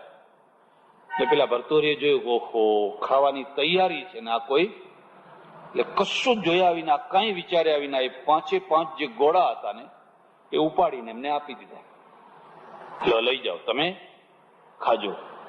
જો આ વૈરાગ્ય, જો જેના ઘરમાં અનાજના કોઠાર ભળ્યા છે, અનાજ સડે છે પણ ચપટી કોઈને દાણો આપી શકતા, જેના ઘરની અંદર દૂધ બગડે છે, ઘી બગડે છે, ફળ બગડે છે, બધું બગડે છે, કપડાં સડી ગયા છે, ઉધઈ ખાઈ ગઈ છે કપડાને, પણ કોઈને આપી શકતા. આ જો આ 3 દિવસનો ભૂખ્યો છે પણ ગોળા ઉપાડીને આપી દીધા. આ ભિખારીની અમીરી છે. આ ભિખારીની અમીરી છે. હું ભિખારી ખરો, આજ મારે આ સ્મશાનના ગોળા ખાવા પડે છે, પણ એ સમય ઉપર કોઈ માગનાર આવે તો હું આપી દઈશ. એકવાર એવું બન્યું, ભગવાન બુદ્ધ ગામની બહાર રહે અને ધર્મદેશના કરે, હજારો માણસો સાંભળવા આવે, તન્મય થઈને સાંભળે. પરોઢિયે નીકળી પડ્યા. ભોરણી ભર નિદ્રામાં શ્રાવસ્તી નગરી હતી. કવિ કહે છે કે શ્રાવસ્તી નગરી ત્યારે આખી પરોઢિયાની ઊંઘમાં ઊંઘેલી હતી. બુદ્ધના નામે ભિક્ષાની બૂમ કો નભે ચડી. અને બુદ્ધે ભિક્ષાની બૂમ પાડી, કોઈ આપો, મને કોઈ આપો, મને કોઈ આપો, મને કોઈ આપો. અને આખી શ્રાવસ્તી નગરી તો એટલી પૈસાદાર હતી ને, તો જે લોકોએ સાંભળ્યું ને જે હાથમાં આવ્યું એ લઈને દોડ્યા. કોઈ હાર, કોઈ વીંટી, કોઈ કંઈ, કોઈ હીરા, કોઈ માણેક બુદ્ધના પાત્રમાં ફેંકવા માંડ્યા, આપવા માંડ્યા. ત્યાં ને ત્યાં ખાલી કરીને આગળ ચાલવા માંડ્યા. આ છેડેથી પેલા છેડે સુધી એ ગયા, પણ કોઈના હીરા માણેક મોતી કશું લીધો. લોકો આશ્ચર્યમાં પડી ગયા કે આટલું આટલું આપીએ છીએ, આ કોઈ દિવસ માગતા નતા ને આજ માગવા નીકળ્યા. અને અમે જયારે આટલું બધું આપીએ છીએ તો આ લેતા કેમ નથી? પહેલા કિનારે, પહેલા દરવાજે, જયારે શ્રાવસ્તીના પહેલા દરવાજે ગયા, તે ખંડેર દરવાજાની પાછળના ભાગમાં એક ભિખારણ ઉભેલી, કૃષ્ણ સુકાઈ ગયેલું શરીર અને ચીંથરે હાલ એના કપડા, એવી એક ભિખારણ ઉભેલી. એ ભિખારણે કહ્યું, ભગવાન ઉભા રહો, જયારે આખું શ્રાવસ્તી નગર તમને આપી રહ્યું છે તો હું પણ કંઈક તમને આપું.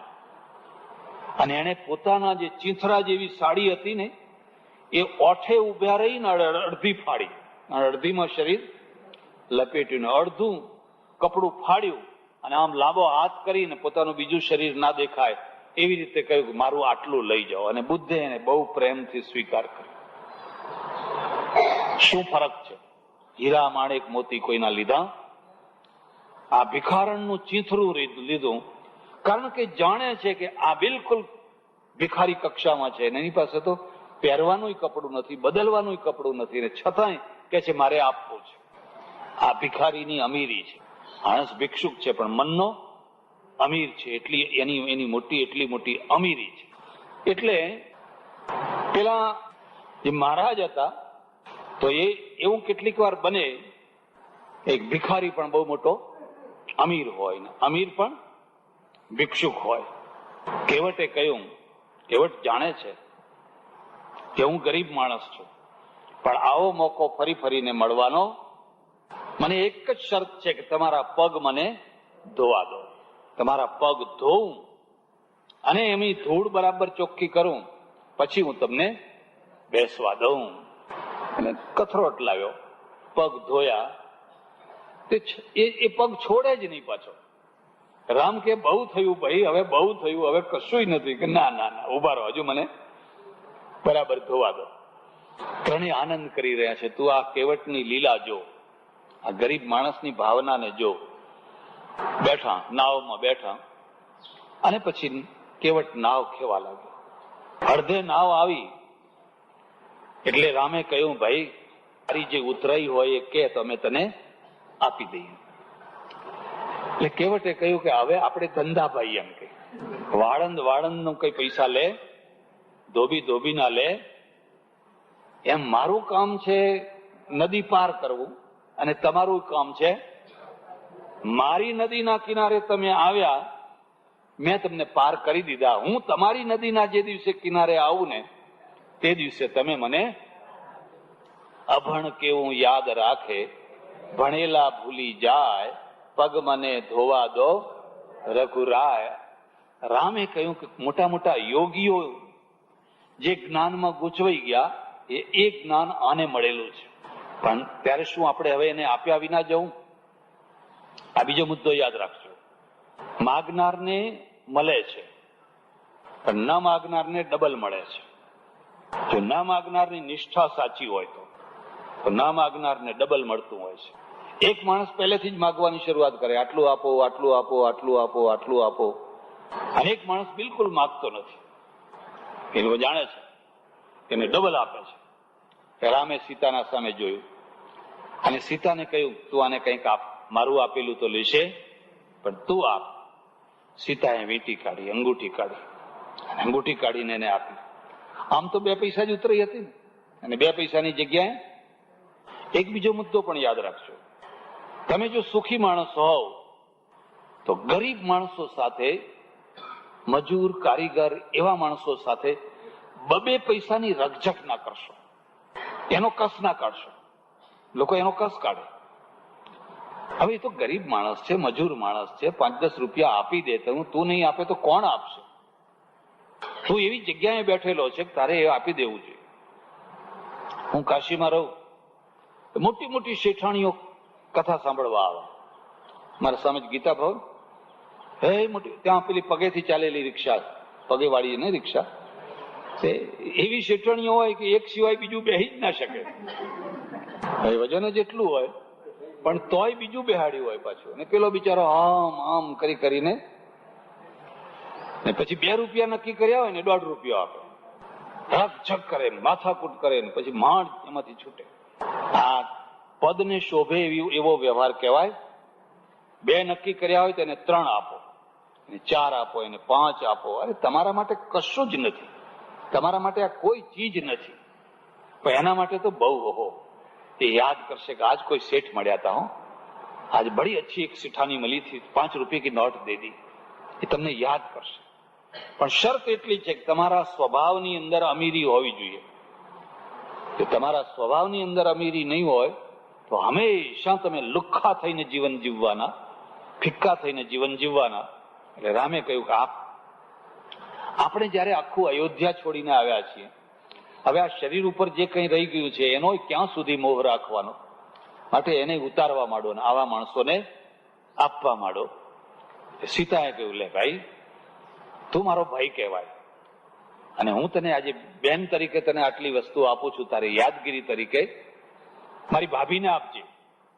ત્યારે જેને મારી, આ તો સંબંધો છે, સંબંધો કાઢતા આવડવા જોઈએ અને સંબંધો જોડતા આવડવા જોઈએ. બાકી નહીં તો તમારે કેટલી ભાભીઓ થાય ને કેટલા કઈ થાય ને કેટલું કઈ થાય, કેટલું કઈ થાય, પણ તમને બધું આવડવું જોઈએ. પેલા કિનારે પહોંચ્યા અને ઉતર્યા એટલે પેલા એ કહ્યું કે હવે મારે આ નાવનો ધંધો કરવો નથી. અત્યાર સુધી મેં હજારો માણસોને નાવ આ કિનારે ઉતાર્યા, પેલા કિનારે ઉતાર્યા, આખી જિંદગી મારી વીતી ગઈ. હવે મને તમારી સાથે લઈ જાઓ, બસ હું તો તમારી સાથે આવીશ. આ બધો રસ્તો તમારો અજાણ્યો છે, આ જંગલમાં એટલું ભયંકર જંગલ છે, તમે અજાણ્યા છો, તો મને તમે સાથે લઈ જાઓ. હું તમારી સાથે ને સાથે ફરીશ અને તમારી સેવા કરીશ, પણ મને તમે સાથે. રામ કહે છે, ના હો, તને સાથે લેવાય. અમારે જો સાથે લેવા હોત તો આખું અયોધ્યા આવતું હતું. આવતું હતું કે નતું આવતું? આખી અયોધ્યા ઉમડી હતી, અમે સાથે આવશું, અમે સાથે આવશું, અમે સાથે આવશું. આ બીજી વાતને સમજજો. જો જિંદગી એક યાત્રા છે તો એવા જ માણસોને સાથે લેજો જે સાથે ટકી શકે. જે નભી ન શકે, જે ટકી ન શકે, એવા માણસોને સાથે લેશો. અમે એકવાર યાત્રાએ ગયા, એક સારા સુખી સજ્જન. મેં કહ્યું, ભાઈ આ તો બહુ કઠિન યાત્રા છે, પર્વતો ચડવાના, આમ તેમ. ના કે હું બધે જ ફરી, મારી કોઈ ચિંતા નહીં કરવાની. અમે જ્યાં જઈએ ત્યાં પહેલું કામ એમનું શું હોય ખબર છે? પહેલી કોઈ સારી હોટલ જોઈને સારામાં સારી મીઠાઈઓ ખાઈ લેવાની. અમે તો આમ ખોરતા હોય, પેલા ભાઈ ક્યાં ગયા હતા તો મોડું લૂછતા લૂછતા. પહેલું જ કામ એ કે સારામાં સારું રેસ્ટોરન્ટ હોય. અમારી નજર બીજે ફરતી હોય કે આપણે ધર્મશાળા જુઓ, ઉતરવાની જગ્યા જુઓ, આમ જુઓ, અને એમની નજર એ ફરતી હોય કંઈક સારામાં સારું ક્યાં મળે છે. મોડું લૂછતા લૂછતા પછી આવે. સારું કીધું, પતાવ્યું. પછી ખબર પડી જાય મને કે શું કરીએ, આ તમારા ડરના કારણે એકલા જઈને પતાવી આવવું પડે છે. આ કીધું, આમાં કોઈને ભાઈબંધ બનાવો તો સારું, આમાં કઈ વાંધો આવે. 2-3 પડાવ થયા હશે ને મને કે હવે હું તો પાછો જઈશ, મારાથી આ યાત્રા થાય એવી. હા વિકટ કે અહીં મરી જઈએ તો આપણા હાડકાં કોઈને ના મળે, હું આ યાત્રામાં નહીં આવું. મેં ખુશીથી પાછા વળી. આ પહેલી વાત યાદ રાખજો. જિંદગીની એક વિકટ યાત્રા છે. જે ટકી શકે એવા હોય, જે નભી શકે એવા હોય, એને સાથે લેજો.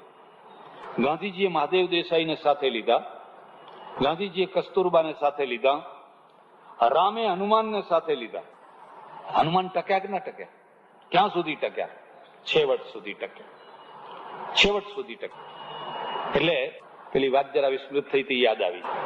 સહજાનંદજી સ્વામી છે ને, એને પેલી છોડીએ કહી દીધું કે મારા બાપુ તો ઘરમાં. હવે એ માણસ સ્વભાવનો ભિખારી છે, સ્થિતિનો ભિખારી છે, અને સ્વભાવનો 10 વાર જઈને લઈ આવ્યો હશે, અને મહારાજે ઉદારતાથી આપ્યો હશે, અને ઘરમાં છે છતાંય કે છે ઘરમાં. મહારાજ તો જાણતા હતા કે અંદર બેઠો છે, એટલે કહ્યું કઈ વાંધો નહીં લુખા મહારાજ, તમે કાયમ લુખા જ રહેજો. આશીર્વાદ નીકળી ગયો કે તમે કાયમ આવાને. હવે શું કરવું? કાઠિયાવાડના ગામ બહુ દૂર દૂર, ચડોતરના નજીક નજીક, અને કાઠિયાવાડનું એક ગામ અહીં હોય તો એક બીજું પણ દૂર હોય, દૂર દૂર. કારણ કે આજીવિકાના ક્ષેત્રો ઓછા, આજીવિકાના ક્ષેત્રો જ્યાં વધારે હોય ને ત્યાં ગામ નજીક આવી જાય. ચડોતરના ગામ કેમ નજીકમાં? કે વચ્ચેની જગ્યામાંથી 2 ગામની આજીવિકા ઉભી થઈ જાય. અહીંયા 3 વીઘા 5 વીઘા જમીન હોય તો એક ઘરનું ગાડું સારી રીતે ગબડે. અને તમે ઝાલાવાડમાં જાઓ, કાઠિયાવાડમાં જાઓ તો 50-50, 100-100, 200 વીઘા જમીન હોય, અને 200 વીઘા જમીનમાં આ 5 વીઘા જમીન જેવું સુખી કુટુંબ હોય. આજીવિકાનું ક્ષેત્ર જેમ ઓછું થતું જાય એમ વસ્તી છે ને દૂર દૂર ફેલાતી જાય, દૂર દૂર થતી જાય. મુંબઈમાં ગીચ વસ્તી કેમ છે? કારણ કે આજીવિકાનું ક્ષેત્ર ઘણું છે એટલા માટે. હવે ક્યાં જવું? આમે બહુ દૂર ગામ છે, અને ક્યારે પહોંચે ને કઈ વાંધો નહીં, હવે જવું જ પડશે. એટલે ચાલ્યા, થોડાક આગળ ગયા હશે, અને એક મુસલમાન મળ્યો, મિયાજીનો છોકરો. અને મિયાજી છે ને એ એમનો ભગત મહારાજનો. મિયાજી તો નહીં, પણ એ મિયાજીનો છોકરો મળ્યો, અને એને જોયું, અરે બાપુ અત્યારે તમે ક્યાં જાઓ છો? કે ભાઈ અત્યારે હવે પેલા ગામ જઈશું. એમ કે ના ના, કે ના જવા દો. પણ કે ના ગમે એમ થાય, મારા બાપુ નથી ઘરમાં, પણ હું તો છું ને, એમ તમને જવા નહીં દો. ઘોડાની લગામ પકડી લીધી. કેટલાક માણસો એવા હોય ને કે એમને અત્યંત નાભીનો આગ્રહ કરો તો જ વાતને સ્વીકાર કરે. ખબર પડી જાય કે હવે લગામ પકડી લીધી, નહીં જવા દો, અત્યારે અસુર ટાઈમે હું તમને નહીં જવા દઉં. અમારે શાસ્ત્રમાં એવું લખ્યું છે, અતિથિર યસ્ય ભગ્નાશો ગૃહાત પ્રતિનિવર્તતે સતસ્મય દુષ્કૃતમ દત્વા પુણ્યમાદાય ગચ્છતિ. ઓચિંતાનો આવેલો અતિથિ જેના ઘરના આંગણેથી નિરાશ થઈને, ભગ્નાશ થઈને ગૃહાત પ્રતિનિવર્તતે સતસ્મય દુષ્કૃતમ દત્વા, તો એ પોતાના પાપ મૂકીને જાય છે, અને પુણ્યમાદાય પેલાના પુણ્ય લઈને જતો રહે છે. આ તો કેટલે દૂરથી આવેલો હોય, દુઃખી માણસ હોય, હું તમને નહીં જવા દઉં. ખેંચીને લઈ ગયો એના મોહલ્લામાં. આવી મુસલમાનોનો મોહલ્લો, ભાઈ તો લઈ ગયો, 2-4 ખાટલા ઢાળી દીધા. એક બીજી વાત યાદ રાખજો, સંત હોય એ કદી પણ તમારી સાહેબી છે ને એનાથી આકર્ષિત નહીં થાય, તમારા ભાવથી આકર્ષિત થશે. અને સાહેબીથી જે આકર્ષિત થાય એ સંત ના હોય, એ મહંત હોય. એનો ભેદ સમજાય છે? એ કોણ હોય? महंत हो कि इधर दक्षिणा ज्यादा मिलेगी, पेट ज्यादा। संत हो ये साहिबी थी आकर्षित ना था, ये भावना थी आकर्षित। બે ચાર ખાટલા જેવી ખાટલીઓ બાટલીઓ જેવું હતું એવું, અને એનો મળકો એટલો બધો પટેલોના ઘરમાંથી જઈને ગોદડા લઈ આવ્યો, આમ લઈ આવ્યો, તેમ લઈ આવ્યો, અને ગામમાંથી એક બ્રાહ્મણને બોલાયો, બહાર ચૂલો કરાયો, રસોઈ ચાલુ કરાવી દીધી. બ્રાહ્મણિયા રસોઈ કરવી પડે ને, હું મુસલમાન છું, મારું પાણી તમને ના ચાલે, એ જમાનો એવો. તરત જ રસોઈ ચાલુ કરાવી દીધી, અને કલાક દોઢ કલાકમાં બધી રસોઈ થઈ ગઈ. મહારાજ જમ્યા. જ્યાં જમવું તો ત્યાં જમવાનું મળ્યું, અને જ્યાં કલ્પના નથી ત્યાં આ ગરીબીની અમીરી છે, આ ગરીબીની. મહારાજ પ્રસન્ન, અને આમાં કોઈ પણ માણસ પ્રસન્ન થાય આવી પરિસ્થિતિમાં, તો કોઈ પણ માણસનું હૃદય એકદમ ઉમળકામાં આવી જાય. અને એને કહ્યું, તારા ઘરમાં કોઈ કોરું કપડું હોય તો લાવ. કોઈ કોરું કપડું હોય તો આટલું કોરું કપડું તો લઈ આવે. કંકુમાં 2 પગ પલાળ્યા અને 2 પગની છાપો એના ઉપર. તમને કલ્પના નહીં હોય, આજે એ કોરું કપડું મિયાજીના વારસદારોના ઘરમાં છે, અને એ છાપો વાળું કપડું આજે 10-10 લાખમાં રૂપિયા માગે છે. ભાવના વાળા માણસો કહે છે 10 લાખ રૂપિયા આપીએ જો આ કપડું અમને આપે. પણ પેલો કહે છે આ કપડું હવે તમે કોઈને આપું. એટલે જિંદગીની અંદર કેટલી વાર આવા ગરીબ અમીરો મળે અને અમીર ગરીબો મળે ને તો જ જિંદગી ચાલતી હોય છે. કેવટને સમજાયો અને પછી બંને ત્યાંથી વિદાય થયા. હવે જવું ક્યાં? કોઈ લક્ષ્ય નથી, કોઈ ખબર નથી, કોઈ ઠેકાણું નથી, કોઈ ઉતારાનું ઠેકાણું નથી, કોઈ ગામનું ઠેકાણું નથી. એમને ખબર પડી કે અહીંથી થોડેક દૂર છે ને ભરદ્વાજ ઋષિનો આશ્રમ છે. ભરદ્વાજ ઋષિ બ્રસહી પ્રયાગા જીનહી રામ પદ અતિ અનુરાગા. આ ભરદ્વાજ માંથી જ કથા શરૂ થઈ છે ને. ભરદ્વાજના આશ્રમમાં યાજ્ઞવલ્ક આવેલા. એ જ ભરદ્વાજના આશ્રમમાં રામ પહોંચ્યા. એક બીજી વાત યાદ રાખજો, તમે સુખમાં હો કે દુઃખમાં હો, કોઈ વાર સુખમાં નીકળી પડ્યા, કોઈ વાર દુઃખમાં નીકળી પડ્યા, પણ તમે ક્યાં ટક્યા, ક્યાં જઈને ઉતર્યા, ક્યાં જઈને રહ્યા. જો તમારું જીવન ઉત્તમ હોય તો તમે ઉત્તમ જગ્યાએ જ રહેવાના. તમને સારા માણસો જ ગમવાના અને સારા માણસોના ત્યાં જ તમારું મિલન થવાનું. પણ જો તમે હલકા માણસો હશો ને તો સારા માણસોનું ઘર છોડીને પણ તમે હલકી જગ્યાએ ઉતરવાનું. બાકી આવા તો ઘણા લોકો ઘરથી નીકળી ગયા. નીકળીને ક્યાં જવું? એટલે ભરદ્વાજ ઋષિના આશ્રમમાં જવું. મનમાં એમ ભાવના, આપણને કોઈ આશ્રમ મળે, કોઈ આશ્રમ મળે, કોઈ આશ્રમ મળે, ઋષિનો સંગ મળે, ઋષિની સાથે વાતો થાય, ચર્ચા થાય. ભરદ્વાજ ઋષિ છે ને એમને પણ રામની ઝંખના છે ને રામ ક્યારે આવે, રામ ક્યારે આવે, રામ ક્યારે આવે. નામ તો સાંભળ્યું છે પણ હજુ સુધી કોઈ દિવસ દર્શન થયા. રામ ખબર પડી કે રામ આવી રહ્યા છે, રામ આવી રહ્યા છે, રામ આવી રહ્યા છે. સૂર્યનો ઉદય થવાનો હોય, આગળ આગળ અરુણ દોડે, પાછળ પાછળ સૂર્ય આવે. અરુણ છે ને લોકોને ખાતરી કરાવે કે જો સૂર્ય આવી રહ્યો છે. પહેલા અરુણોદય થાય ને પછી સૂર્યોદય થાય. આખા આશ્રમની અંદર મંગળ વાતાવરણ થઈ ગયું. રામ આવ્યા, રામ આવ્યા, રામ આવ્યા. ચારેય તરફના લોકો ભેગા થઈ ગયા. કોઈ વાર તમે પ્રયાગરાજ જાઓ, આજે તો પ્રયાગરાજની સ્થિતિ આખી બદલાઈ ગઈ છે. આજે એવી સ્થિતિ છે કે જો તમે આજે પ્રયાગરાજ ગયા હો તો ફરી પ્રતિજ્ઞા કરીને આવો કે ફરી બીજી વાર જવું. તીર્થોનો નાશ કર્યો કોણે? વિધર્મીઓએ નહીં, તીર્થ કાગડાઓએ. અમારે ત્યાં લખ્યું છે તીર્થ કાકહ. શું લખ્યું છે? તીર્થ કાકહ. તીર્થના ઉપર આજીવિકા ચલાવનારો મોટો વર્ગ. બરાબર ચાલે, આજીવિકા ચાલે, એમાં કશો વાંધો નહીં. સૌની આજીવિકા ચાલવી જોઈએ. પણ અહીં તો લૂંટવાની જ વાત, છેતરવાની જ વાત, લૂંટવાની જ વાત. આજે તમે પ્રયાગરાજ જાઓ અને જ્યાં બે નદીઓનો સંગમ થાય છે વચ્ચે, ત્યાં નાવડામાં બેસીને જાઓ તો નાના નાના નાવડામાં વચ્ચે ભગવાનનો ફોટો મૂક્યો હોય ને કોઈ રુદ્રાક્ષ ને કોઈ ભગવાન કપડા ને બધું લગાવીને આમ ઠાઠબાટ કરીને કેટલાય નાવડા આવી જાય. ઇધર દે દો, ઇધર દે દો, ઇધર દે દો, ઇધર દે દો, તમારે આપવું જ પડે. મારા ઓળખીતા એક સંત ત્યાં રહે છે પ્રયાગરાજમાં. મેં કહ્યું આ બધા કોણ છે? મને કે ખારવા છે.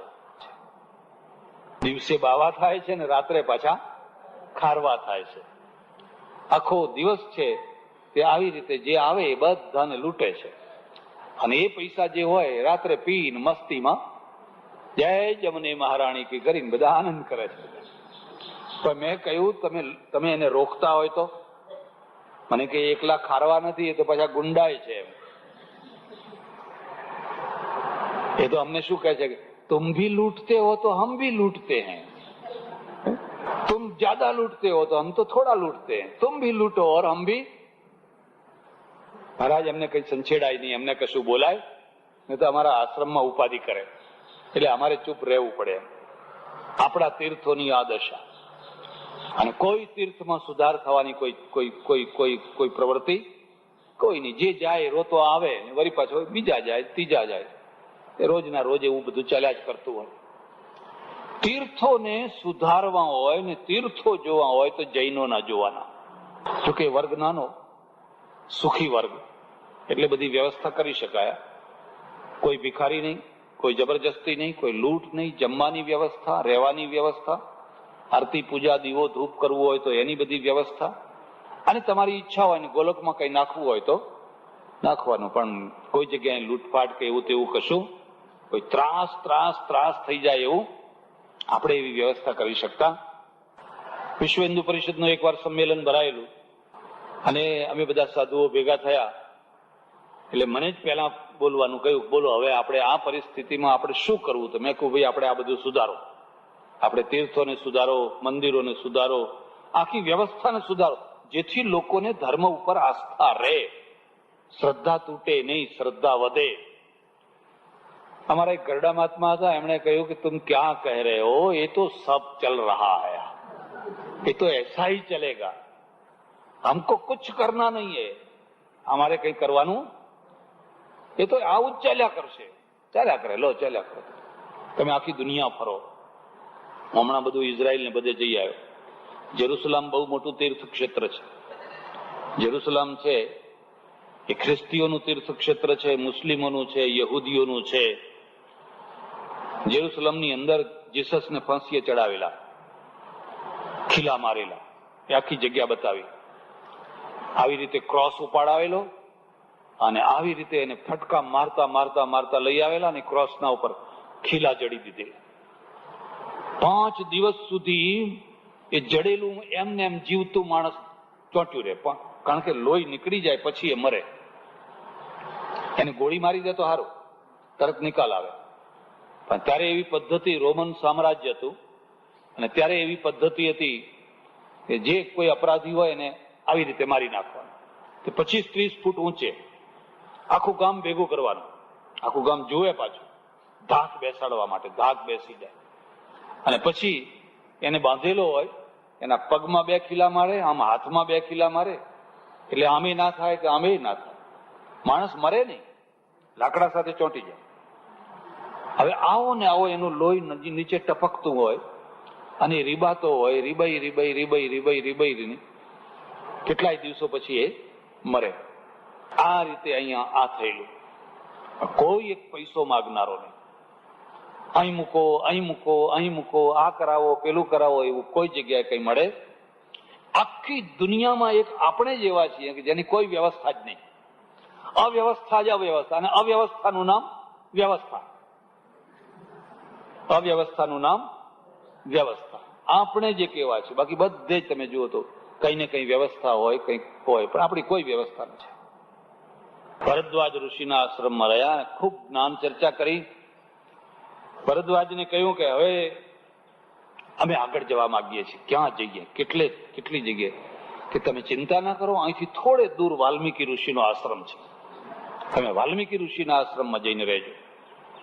ભૂગોળની દ્રષ્ટિએ જો તમે રામાયણને જુઓ ને તો થોડોક વિરોધ દેખાશે. વિરોધ એ દેખાશે કે રામે જયારે સીતાજીનો ત્યાગ કર્યો અને ઘોર જંગલમાં સીતાજીને ઉતારી દીધા તો નજીકમાં વાલ્મીકીનો આશ્રમ હતો. હવે જો એ વાત સાચી હોય તો આ વાલ્મીકીનો આશ્રમ તો આજે 4-5મા દિવસે આવે છે ને. તમસાના તીર રહ્યા, શ્રંગવેરપુર રહ્યા, અહીં રહ્યા, એમ કરતા કરતા 4-5મો દિવસ થઈ રહ્યો છે. તો રાત્રે લક્ષ્મણ રથ લઈને નીકળ્યા અને જંગલમાં જઈને સીતાજીને ઉતારી દીધા અને રથ હાકી મૂક્યો. પછી સીતા નજીકમાં વાલ્મીકીનો આશ્રમ હતો, ત્યાં જઈને એમને આશરો લીધો ને ત્યાં જઈને રહ્યા. તો આટલો બધો દૂર હોય તો નજીકમાં વાલ્મીકીનો આશ્રમ હોય, અને નજીકમાં જો હોય તો અયોધ્યાની નજીકમાં વાલ્મીકીનો આશ્રમ હોવો. પણ આ બધું જયારે લખાયું, રચાયું, ત્યારે લોકોને એટલી બધી ઇતિહાસનું જ્ઞાન નહીં, એટલી બધી ભૂગોળનું પણ જ્ઞાન નહીં. એટલે કેટલીક વાર હવે લંકાની બાબતમાં જ ઘણો મોટો વિવાદ છે કે લંકા કઈ, લંકા ક્યાં આવી. પણ વાલ્મીકી ઋષિના આશ્રમમાં ગયા. વાલ્મીકી ઋષિના આશ્રમમાં એક બહુ સરસ ઘટના ઘટી. રામે કહ્યું કે તમે બતાવો મારે ક્યાં રહેવું, મને તમે રહેવાની જગ્યા બતાવો. અમારા એક સજ્જન છે, એ કોઈ પણ જગ્યાએ જાય એટલે સૌથી પહેલા સંડાસ ક્યાં છે એ જોઈ આવે. આપણે બેઠા હોય ને એ હથપથ થઈને મેં કહું ક્યાં ગયા હતા? મને કે સંડાસ જોવા માટે. અરે ભાઈ તમે દરેક જગ્યાએ કેમ પહેલા?